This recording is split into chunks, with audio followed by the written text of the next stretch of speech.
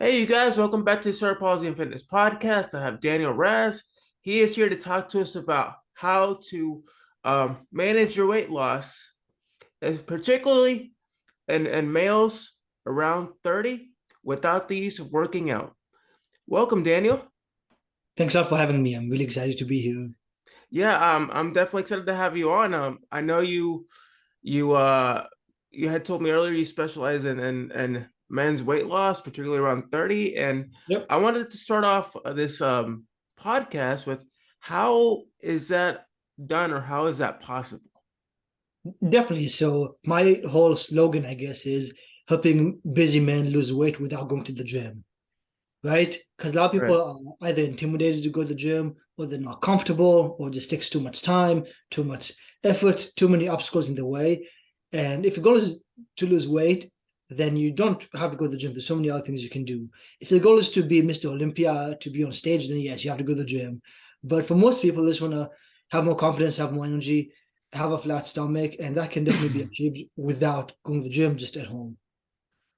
Is it is for someone to start something like that, do you recommend them consulting a doctor, or is it something that they can do by themselves? Right. So the most important thing is to have a plan that's tailored to them. So a plan that's tailored to, let's take exercise, for example. The exercise should be not too difficult where they can't keep up, but not too easy where they don't see results. And it should also be customized to whatever injuries they might be facing and whatever equipment they have. So whether they have nothing is going to do body weight, or they have bands, they have dumbbells at home, whatever equipment they have, anything can be adjusted. So the most important thing is to have a plan. If you have that, then anybody can get really good results. Okay, and was it something that for example, like I mean, I work out, with the different equipment and stuff, and I actually go to a gym. But is it something that someone that has a disability can kind of partake in? Yes, definitely. So again, whether you have any sort of disability or injury, or certain muscles are stronger than others, if you have a human to talk to, if something it's customized, then you'll get much better results. If you just follow a random PDF of exercises, then it may work for you, it may not. Okay, and when did you kind of think to yourself about this? Like, when did you begin like the whole process of like, hey, one you're thinking about something to do, and you one day you're like, wait a minute, I want to start developing a program for males to help them lose weight, especially around 30. Begin when did you begin that process of wanting to do something like this?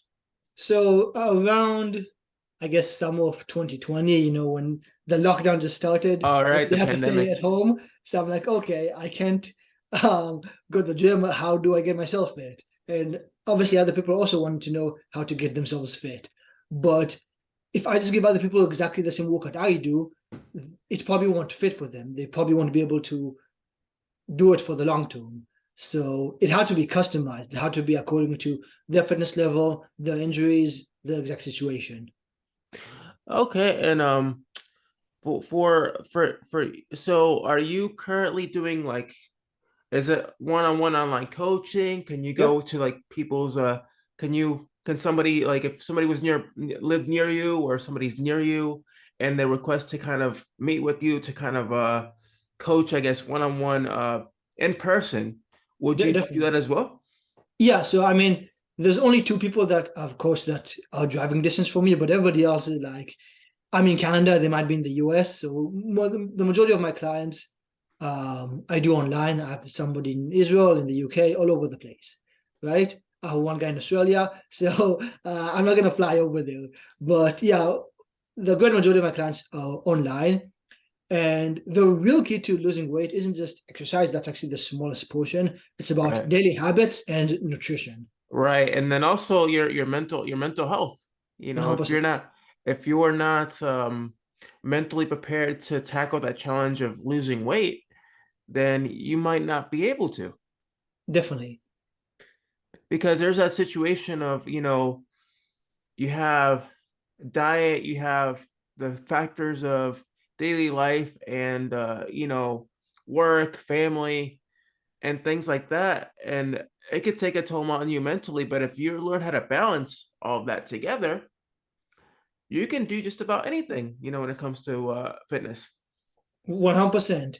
And the real key I like to get started with people I work with is let's first master the aspects that move the needle but take as little time and effort as possible.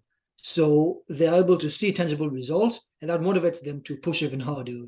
So, as an example, improving your sleep quality doesn't take any time or effort, but that dramatically improves people's mood. It improves the hormones, allows them to have higher testosterone, allows them to build muscle and lose fat a lot easier.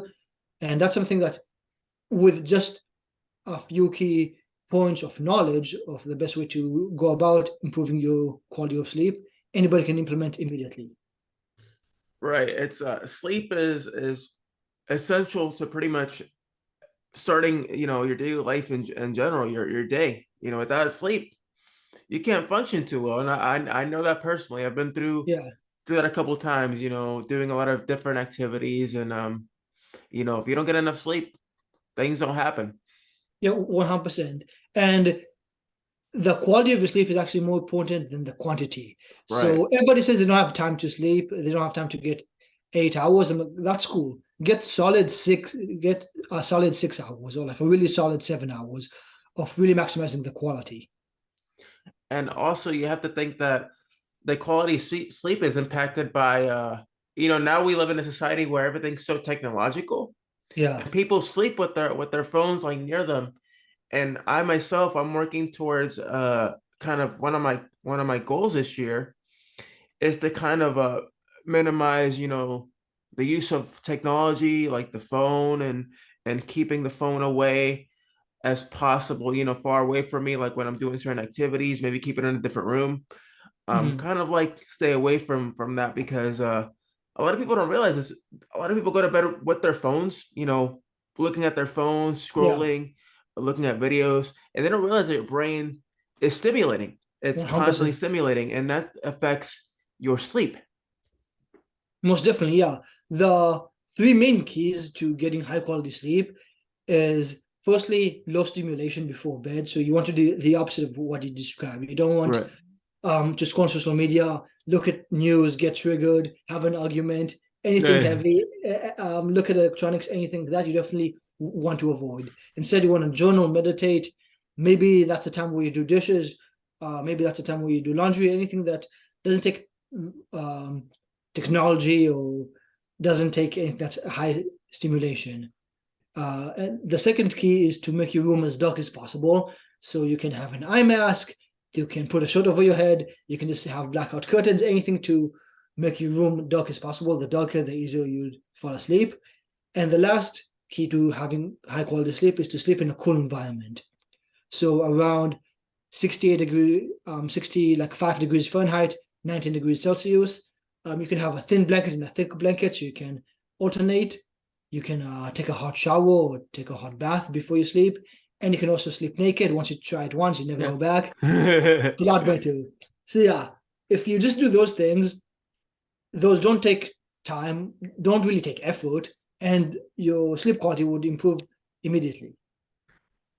Man, I definitely appreciate those tips. I'm definitely gonna experiment some. Like I said, I'm experimenting with the minimal use of the phone and Yeah. the dark room. And um I've been doing this for about 2 weeks now, and it's been helpful. Like I've been able to sleep faster and not feel as anxious, and I'm more relaxed when I sleep, and Mhm. it's wonderful. Yeah, that's fantastic. Um do you have a website where people can go and inquire about you, learn about your techniques, be able to reach out to you to, I guess, consult with you on a fitness Definitely. program? Definitely. So my website is danielrazfit.com. So that's DANIELRAZFIT.com. And Daniel Raz Fit on Instagram, on Twitter. I post a lot of useful information over there if you want to check me out. Awesome. And I'll definitely post this information on the description of our episodes so people can go and inquire about you and be able to consult with you if they're interested in starting up a your program, which is Mhm. very unique. And I don't really hear much about your kinds of programs. So it's pretty cool. Yeah, I really appreciate that. Um, well, well, thank you so much for being on.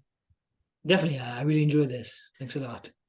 And if you guys are looking to check out this episode, you're gonna find it on YouTube, iTunes, Spotify, and every other major podcasting outlet out there. I hope you all are having a wonderful day. And until next time, thank you, Daniel. Thanks. Have a good one.